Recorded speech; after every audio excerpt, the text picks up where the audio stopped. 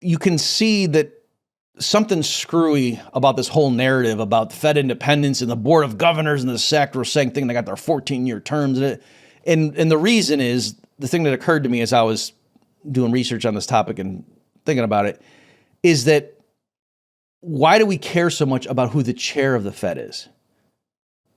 Right? That on paper, the chair of the Board of Governors of the Federal Reserve just has one vote on the FOMC meetings.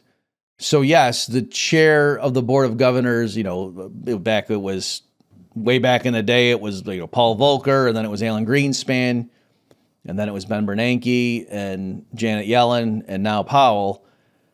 That we associate those personalities and names with Fed policy in those years, and you might just say, "Oh, it's just because the public is lazy and they don't really."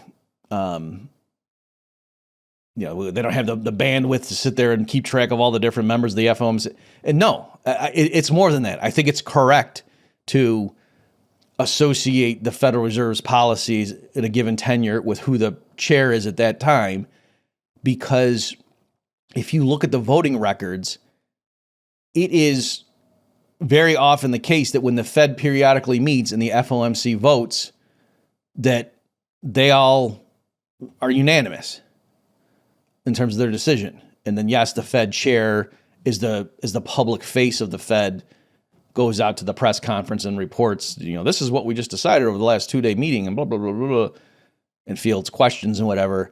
And I'm saying, if the votes were all over the place, then you might view the Fed chair as being kind of like a jury foreman, right? Where, when the judge says, what have you guys reached a decision? And the foreman says, yes, we have, Your Honor. We find that whatever, or it goes and hands it to him. I forget how it works. It's not that people think, oh, the jury foreman basically can determine whether the guy's guilty or innocent. No, there is some discretion there, but technically the jury members can do what they want.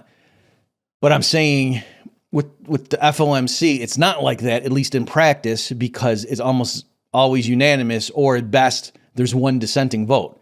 And just to underscore how unusual it is, in late July of this year, there were 2 members of the FOMC who didn't vote along with everybody else. And so they call that a dual dissent, D-U-A-L, dissent, meaning 2 people dissenting from the consensus. And there were news articles about that, especially in Bloomberg and CNBC, where we're talking about that stuff for people who care about Fed watchers. And they pointed out that was the first Fed meeting where there had been a dual dissent in over 30 years.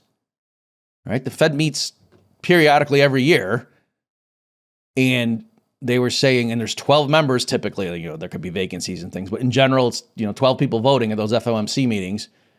And their point was, oh yeah, the fact that 2 people deviated from what the Fed's decision was in late July this year, you have to go back 30 plus years for the last time that's happened. Okay, there have been other meetings where 1 person dissented, but even that, is kind of unusual. And I, remember there could be during the Obama years, when they were doing the rounds of QE, there would be a few lone mavericks who would vote against, continuing QE, and they thought we need to get ahead of the curve here and start tightening. And there would be interviews with that person, like, oh wow, you're going against Bernanke and everybody else on the Fed. Why? What do you think? Because Bernanke said this. What do you say? And that was a big deal. And so I'm just saying, I'm trying to think of an analogy, but it'd be like if in the Senate, if it was just almost always votes of 99-1 or 100-0. And then once the vote was 98-2 on a particular bill, and then that was the first time in 30 years that 2 members of the Senate had voted against their colleagues, that would be kind of weird, right? You wouldn't think, oh yes, the way our system works is it's this dispersed system where the people in each of the 50 states sends their 2 representatives for the state over to this part of the legislature. No, something would be screwy there.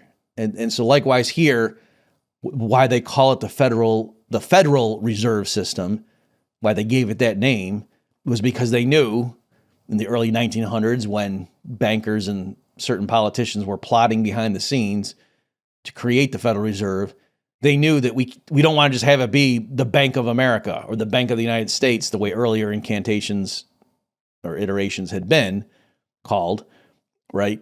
The way there's the Bank of England, the Bank of Japan, and so forth, the Bank de France.